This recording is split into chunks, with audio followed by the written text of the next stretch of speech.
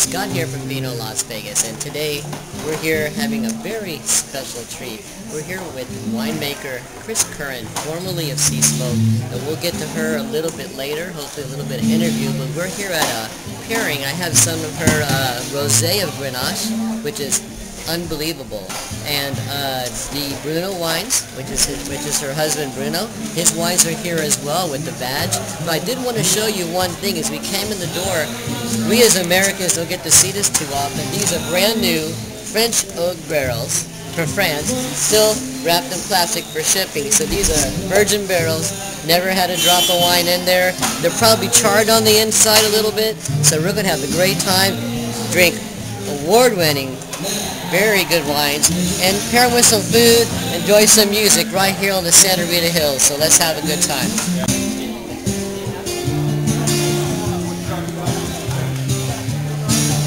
Here I am. I just had a taste of Kris Curran 2007 Grenache Rosé, which is absolutely one of the best I've had. Actually, the rosé has had minimal contact with Grenache, so it has that very light color, and it's a very refreshing summer wine. Usually a lot of times I think of drinking rosé when it's a little bit warmer out by the pool. This is definitely some of the most superb rosé I've ever had, so we just want to thank Kris for such an incredible wine. Scott here from VinoLasVegas, and one thing that we found in our years of traveling in vineyards, the vineyards that we've really enjoyed the most have a karma, and we're dog people, and obviously with the winemaker of this stature, we have dog karma right here, and this is one of Kris's dogs. Hi, how you doing? I know you love wine, don't you? Yes, you do. Anyway, that is what it's all about, is karma with good animals in the vineyards.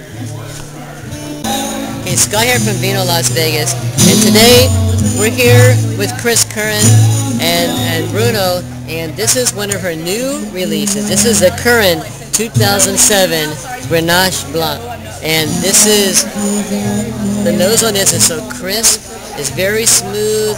It's a beautiful wine, and this is amazing wine. This is brand new. Her first release of this, 07 Curran Grenache Blanc.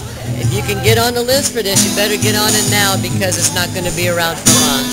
No malolactic, no wood, and it is cold fermented, so it keeps as much of the fruit esters in as possible, and higher acidity, so it's like I said, lean and racy, and very, very good with this kind of fare, or just drinking all on its own, by itself, ice cold. And there's a trend in California, Pinot Gris winemaking, to move towards that more Chardonnay profile, which, if you're going to want to do that, you might as well then make Chardonnay, and rather than make a bad Chardonnay out of Pinot Gris, make a good Chardonnay out of a good Chardonnay, because the wine never really recovers from that treatment, because it's not a big wine to begin with. It doesn't have a lot in it to begin with. My goal is to preserve as much as possible that's in there, not to mortgage it to complexity and that kind of stuff. I don't want a complex Pinot Grigio. But also in here is about 5 to 10% Gewürztraminer. I blend Gewürztraminer into here to lift the fruit, and over time it ages into a very, very nice wine. About 5 years out, it's a gorgeous wine. I'm a tricky boy. Doesn't resemble its early phases, but it changes into a very beautifully complex, light, acidic wine, which is what we want, which is what I want. So there you are. There you are, Blondie. I'm done. First course of the day, which we'll let the chef and his crew talk about that. Everybody, first of all, I want to introduce Chef Kurt Aldridge from the Chef's Touch. And as many of you know, he's our next door neighbor from Trio. So anyway, he's agreed to come out suicidally, and but we have the inside of that nice, fairly cool building. Really? Right? Nice kitchen. We had originally planned on him being outside, over there, and just hooray! it'll be fine. And so anyway, we just decided to move them in, and I said I wouldn't want to torture my best friend. So. What do you estimate the temperature in here? Because it's like 340 out. It's 70. It's 70 degrees. It's 70 degrees in here, which is still too warm for the wines. We are just sort of a background information for those of you don't know. The first course today is it is a pear jus tart on house-made puff pastry with fresh ricotta, and the pear on top has been poached in a little bit of simple syrup and cinnamon and star anise, and then peeled and sliced, and then when it's finished, just barely finish the top of it with a little fresh lemon zest. All right? Wow. All right. And what is that going with? Do you remember? That is going with. It goes with the Pinot Grigio. Oh, the Pinot Grigio 06. Okay, yes, so love you got to have some of that in order for this thing to work.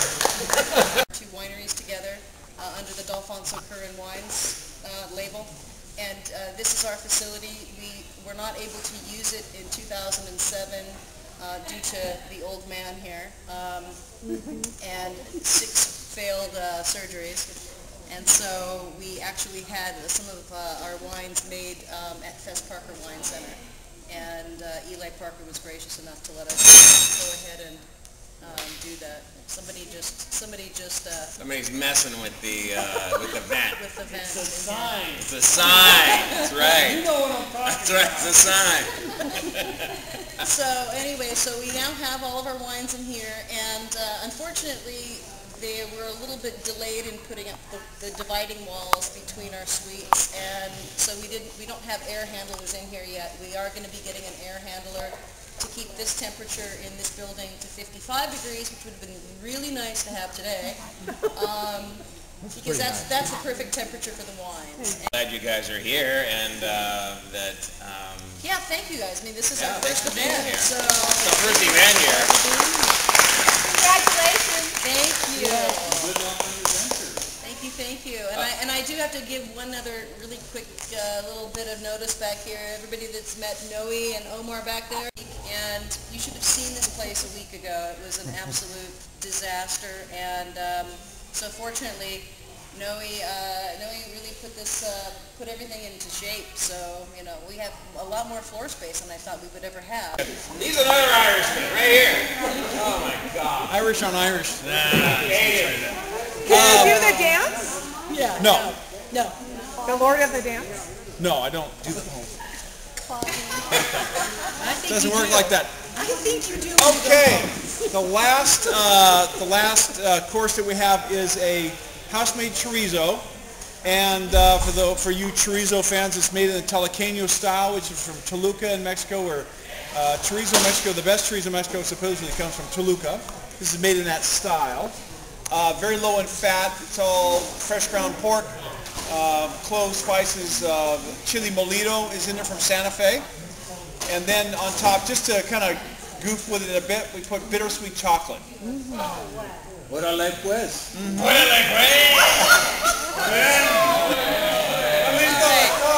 So, and then on the Syrah, this Syrah is the reserve version, the first year that I did a reserve, and actually I went ahead and I left this in 100% new French oak barrels for 33 months prior to bottling.